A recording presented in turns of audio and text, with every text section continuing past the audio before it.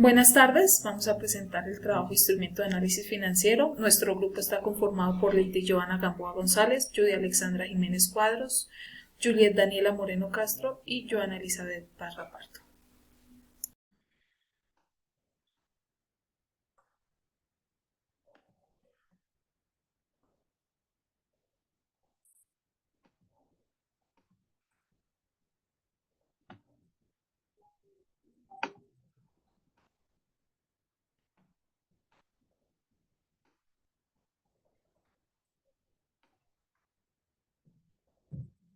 Instrumentos de análisis financiero. Mi grupo está conformado por Judy Alexandra Jiménez Cuadros, Juliet Daniela Moreno Castro, Joana Elizabeth Pardo y yo, Lady Joana Gamboa González. Facultad de Ciencias Económicas, Universidad Militar Nueva Granada. Bueno, nosotros vamos a explicar el análisis financiero de Ecopetrol del año 2021. Aquí podemos ver el estado de situación financiera consolidado y los estados de ganancia y pérdida consolidados. La liquidez.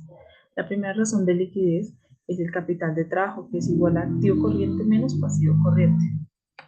Aquí podemos ver la fórmula. Y esto nos indica que Ecopetrol, con los activos que cuenta, puede cubrir sus obligaciones financieras a corto y largo. A corto y le queda un excedente de 21.447.016. La segunda razón es la razón corriente, lo cual es igual a activo corriente dividido en pasivo corriente.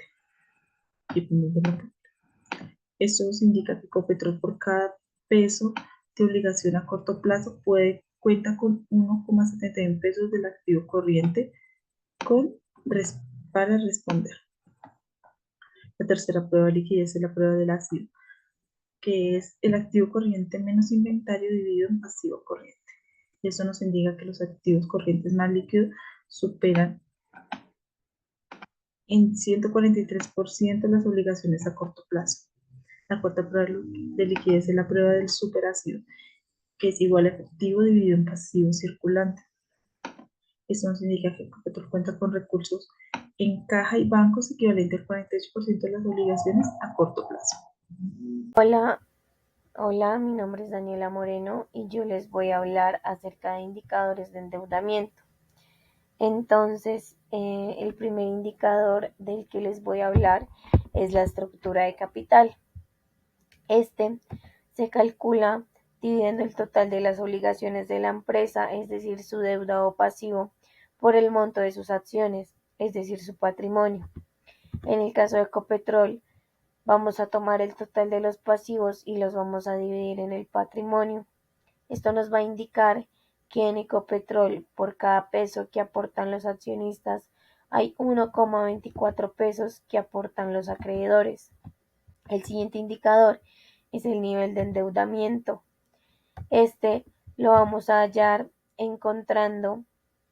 tomando, el total de los pasivos dividido por el total de los activos. En el caso de Ecopetrol, nos indica que el 55% de los activos totales se encuentran financiados por los acreedores y que si se liquidaran esos activos al precio de que aparece en libros, sobraría el 45% después de pagar esas deudas. Este indicador evalúa la porción de financiación ajena que posee una empresa para su patrimonio. Ahora vamos a ver las veces que se pagan los intereses, las veces que se ganan los intereses pagados. Este se calcula tomando el resultado de la operación dividido por los gastos financieros. Esto, en el caso de Ecopetrol, nos indica que se han ganado los intereses pagados 6,12 veces. Este indicador mide el impacto de los costos financiados sobre las ganancias generadas en un periodo dado. El siguiente indicador es leveraje o leverage, que es el pasivo sobre el patrimonio. Este indicador mide la relación de los activos y el patrimonio y puntualmente hasta qué punto está comprometido el patrimonio de los propietarios respecto a los acreedores. En este caso nos indica que Ecopetrol, por cada peso de patrimonio, tiene deudas en 1,24 pesos. Bueno, continuando con el punto 9, donde nos piden capitalización a largo plazo, tomamos el total de los pasivos no corrientes, los dividimos en el total de los pasivos no corrientes más el total del patrimonio. Esto genera el 0.56, lo que nos quiere decir es que el 56% de la capitalización de Ecopetrol es a largo plazo. En el punto 10, en el margen de utilidad, tomamos la utilidad bruta dividida en los ingresos por ventas. Esto indica que Ecopetrol genera un margen bruto sobre las ventas del 39%.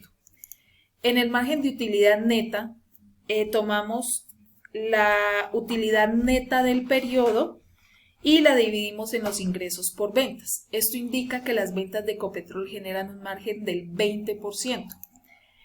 En la rentabilidad de los activos tomamos la utilidad neta del periodo y la dividimos en el total del activo. Esto nos indica que los activos de Ecopetrol le generan una rentabilidad neta del 8%. En la parte operativa, el resultado es de tomar el resultado de la operación dividida en los ingresos por ventas. Esto nos indica que los activos de Ecopetrol le generan una rentabilidad operativa del 32%. Este mismo ejercicio lo practicamos para el año 2019. Se utilizaron los mismos las mismas fórmulas para poder hallar, pues lo único que varía es los porcentajes, teniendo en cuenta que tenemos es la información del 2019. Muchas gracias. Mi nombre es Joana Parra. El día de hoy vamos a hablar de la rentabilidad operativa de los activos, que se calcula de la celda C90, que corresponde al resultado de la operación, y lo vamos a dividir sobre el total de activos. Hallamos un porcentaje del 12% de rentabilidad. Luego tenemos la rentabilidad del capital total, esta se halla de coger la celda C102 y la vamos a dividir por el capital suscrito y pagado y nos da una rentabilidad del 75%. También tenemos razones de actividad. Esta está dada en número de veces y tenemos que la rotación del activo total. Esta rotación se calcula de la celda C82, que corresponde a ingresos por ventas, y lo vamos a dividir entre el total de activo. De esta forma tenemos un índice de 0.38 veces. La rotación del activo fijo se halla de coger la celda C32,